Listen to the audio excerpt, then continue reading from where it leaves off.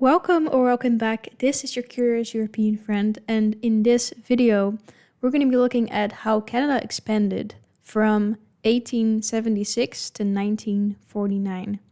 And this video was suggested by one of you for me to react to. So yeah, I always like when you guys send me things where you're like, oh, I think you might like this, because I don't know what you like to see. So yeah, let's go ahead and see what this is about together, how Canada expanded. Here's the history of Canada's expansion, decade by decade. 1860s. It all began here, sort of. The culture that led to the creation of Canada had been building for centuries, since the first French settlers arrived on these shores. What started as a few struggling colonies clinging to survival had developed into a patchwork of British territories. Those territories were getting nervous because their neighbors to the south had just finished a bloody civil war and had a massive army with nothing to do. And on July 1st, 1867, I guess this can give us some more, insight into that aspect from when because last week, I think it was last week, I reacted to the history of Canada in 10 minutes.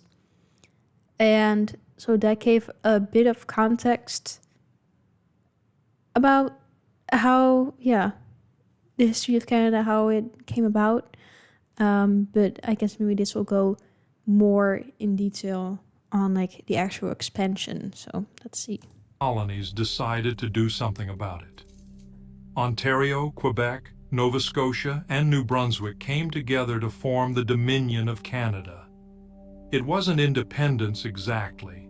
Britain was still in charge of the big stuff, but it was a start. The British were happy to hand off some... Yeah, they were in charge for a while, right? I was kind of shocked by, how long they were still kind of in responsibility. The colonies were happy to have safety in numbers, and everyone was happy not to be Just turn the subtitles on real quick. American. The new country had a prime minister, John A. Macdonald, and big dreams. But they were still tiny, 4 provinces hugging the eastern edge of a massive continent. That was about to change. In the 1870s, the new Canadian government had its eyes on something big, really big. The Hudson's Bay Company owned a ridiculous amount of land called Rupert's Land, covering most of what we now call the prairies in the north. In 1870, Canada bought it. Just like that, the country more than doubled in size overnight. But why did the company own the land? Because that's what he said, right? I don't understand that. How did that come about then? They paid £300,000 and gave the company some land rights. A bargain for territory larger than most European countries combined. But there was a problem. People already lived there. The Métis, a distinct nation of mixed indigenous and European ancestry, had built a thriving community in the Red River area. Nobody had asked them about this sale, and they were not happy. Their leader, Louis Riel, led a rebellion and actually set up a provisional government. The Canadian government negotiated, and Manitoba became a province in 1870. But it was a tiny postage stamp compared to today. Riel fled to the United States, but this was not the last Canada would hear from him, and the expansion was just getting started. British Columbia, way out on the Pacific coast, was nervous about American expansion northward. The Canadians made them an offer they could not refuse. Join Canada, and we will build you a railway connecting you to the rest of the country. In 1871, British Columbia joined. 2 years later, Little Prince Edward Island... Wait, so otherwise British Columbia might have been part of the US? Is that what he's saying? That would be crazy. ...decided it could not afford to stay independent and joined too. In just 6 years, Canada had gone from 4 provinces to 7, stretching from sea to sea. Now they just had to actually connect it all. 1880s. Building a railway across Canada sounded great in theory. In practice, it was one of the most insane engineering projects ever attempted. The Canadian shield was solid rock. The prairies were endless. The Rocky Mountains were, well, mountains. Workers died by the hundreds, many of them Chinese laborers brought in to do the most dangerous work for the lowest pay. It was brutal, expensive, and nearly bankrupted the country multiple times. But failure was not an option. Without the railway, British Columbia would leave. Without British Columbia, the Americans might move in.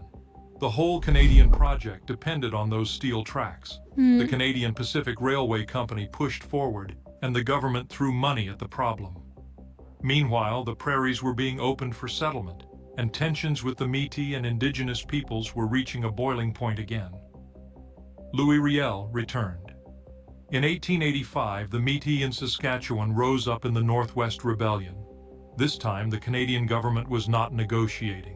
They used that shiny new railway to ship troops west faster than anyone expected, crushed the rebellion, and captured Riel. He was tried for treason and hanged, a decision that would divide French and English Canada for generations. The same year, the last spike of the railway was driven at Craigellachie, British Columbia. Yeah, that's crazy. He was hanged. Oh. Can you imagine? Like, they would hang people. That's so crazy to me. Like, I don't know. Of course, crazy things happen till this day. Whether they're crazier or less crazy, I don't know. But yeah, just the fact that people were getting hanged as for like their crimes or whatever. Canada was finally connected, but at what cost? The 1890s. The railway changed everything. Settlers could now reach the prairies in days instead of months. The Canadian government launched aggressive campaigns to bring in immigrants, anyone willing to work the land. Ukrainians, Germans, Scandinavians. They came by the thousands, lured by promises of free land and a fresh start. The prairies were transforming from empty grass.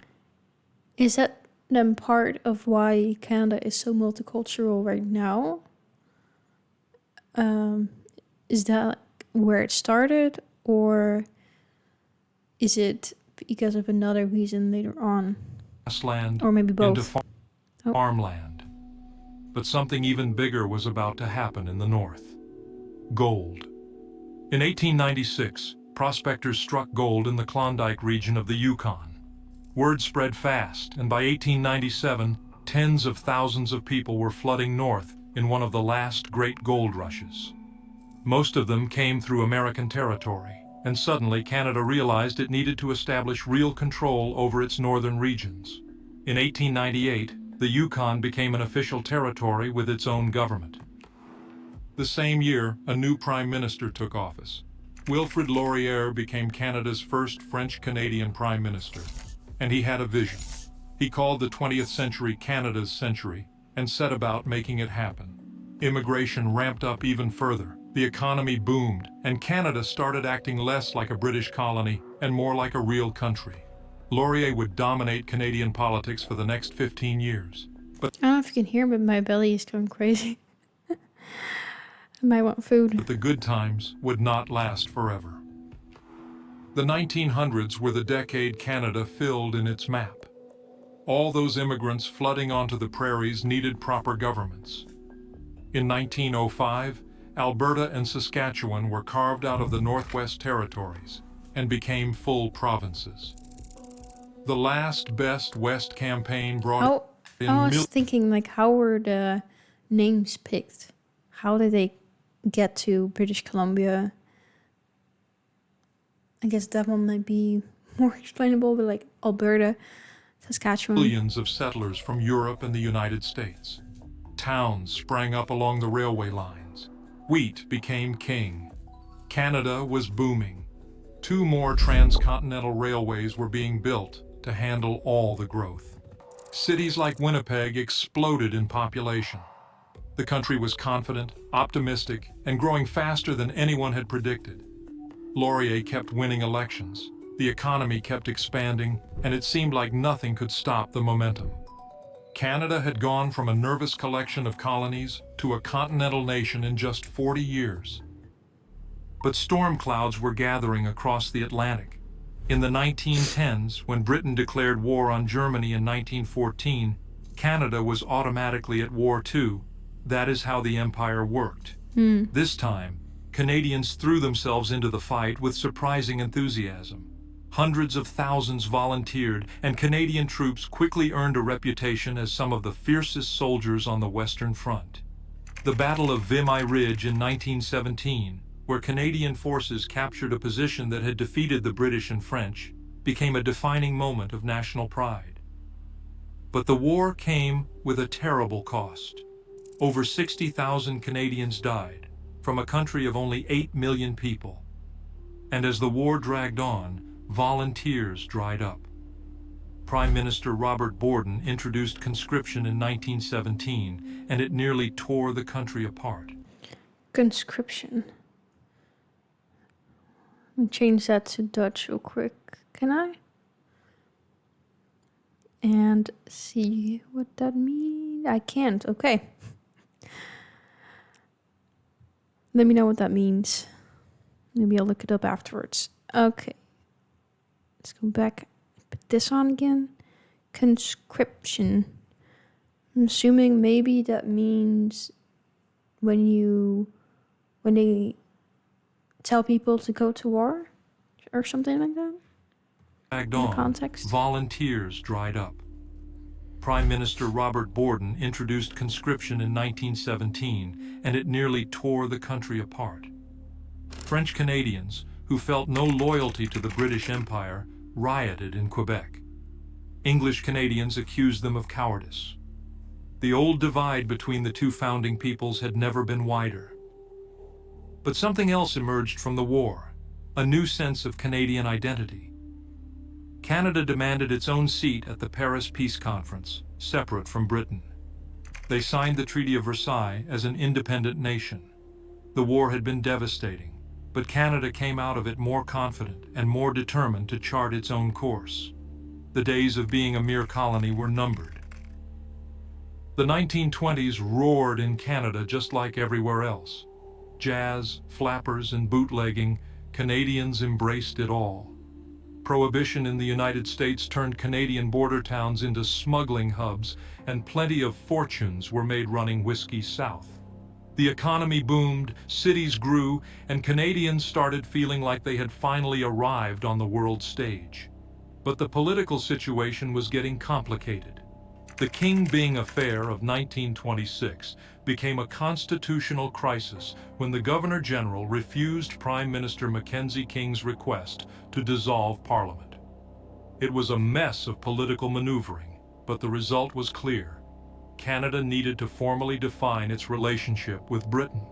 The old system where it was a mess of political maneuvering, but the result was clear. To dissolve Canada Parliament. needed to formally define its relationship with Britain. The old system where Britain could override Canadian decisions had to go. Negotiations began for what would become a historic change. Throughout the decade, Canada and the other dominions pushed for recognition of their independence. The 1926 Balfour Declaration stated that Britain and the dominions were equal partners, not masters and colonies. It was a huge step, but it still needed to be made official. That would have to wait, because the world was about to fall apart. In the 1930s, the Great Depression hit Canada like a freight train. Wheat prices collapsed, and the prairies, built entirely on wheat farming, were devastated. Then came the drought. The same land that had been marketed as paradise turned into a dust bowl. Farms failed by the thousands. Unemployment hit 30%. Men rode freight trains across the country looking for work that did not exist. It was the worst economic disaster in Canadian history. The government's response was not great. Relief camps were set up for unemployed men, but conditions were terrible and pay was almost nothing. That's crazy. In Relief camps. Yeah, what should I imagine about that relief camps? Like the unemployed men would be there. They would house them, kind of like nowadays when maybe in certain countries when you're homeless, you go to the, what do we call it, like homeless shelter. Is that kind of what that was, a relief camp? Or I don't know. In 1935, workers from these camps organized the On to Ottawa Trek to demand better treatment. The trek was violently broken up by police in Regina, leaving one dead and dozens injured. It was a dark moment for Canadian democracy. But amid the chaos, something important happened. In 1931, the Statute of Westminster was passed, finally making Canada fully independent in legal terms. The British Parliament Yeah, see, that's really not that long ago, if you think about it.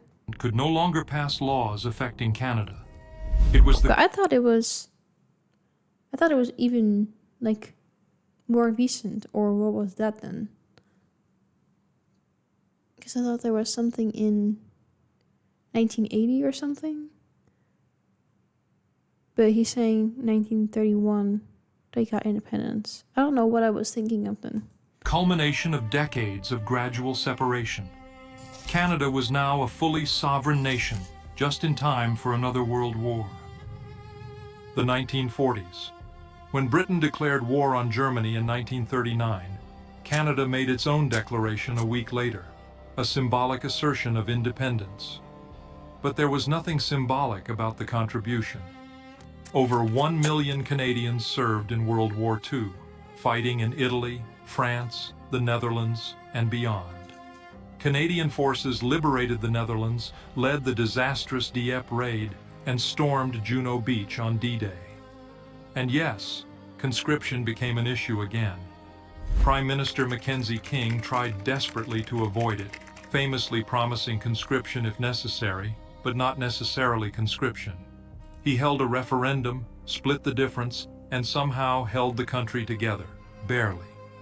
Quebec was furious, but unlike World War I, the crisis did not completely tear the nation apart. King was a master of compromise and ambiguity. But the biggest change was yet to come. Newfoundland had never joined Canada in 1867. It had been its own British dominion, then gone No. I did not know that. bankrupt during the Depression and reverted to direct British rule. After the war, Britain wanted out, and Newfoundlanders voted on their future. The first referendum was inconclusive. The second, in 1948, narrowly chose confederation with Canada, 52 to 48%. On March 31, 1949, Newfoundland became Canada's 10th province. The map was finally complete. From 4 nervous colonies in 1867 to 10 provinces and 2 territories, stretching from the Atlantic to the Pacific to the Arctic. I still don't really know what the difference is between a province and a territory. Like, what does a territory do differently than a province then? Canada had expanded across half a continent through purchase, negotiation, rebellion, railway, and referendum. It took wars, economic disasters, and political crises. But the country that emerged was something the founders never could have imagined. Not bad for a country that only exists because America scared everyone. Yeah, I don't know what I was thinking of. I thought there was something in 1982 or something, or maybe I'm just confusing it with something else. I thought there was some significant thing that happened. I guess this doesn't go further than 1949, so yeah, I guess he wouldn't mention it. But if you know what I'm talking about, if something significant happened around 1980, let me know in the comments. Now I don't know anymore. Yeah, it was just interesting overall to see how everything came about and how Canada expanded when it got the independence from Britain. But I also didn't really know that there was a a divide going on between the French speaking side of Canada and the English speaking side? Is there still kind of something going on till this day?